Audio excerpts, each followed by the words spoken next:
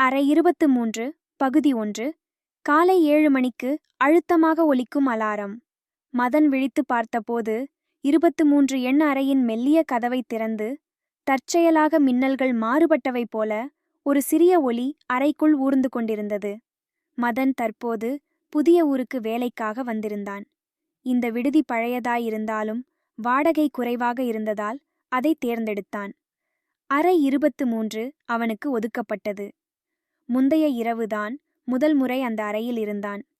அந்த அறையில் காற்றில் ஒரு வித்தியாசமான மிதமான வாசனை இருந்தது.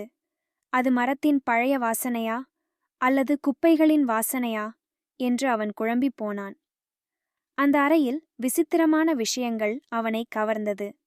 உச்சிக்கட்டமாக கதவின் அருகிலிருந்த பழைய மூட்டையில் தட்டையான எழுத்துக்கள். கதையை புரிந்து கொள்ள என்னைத் திற.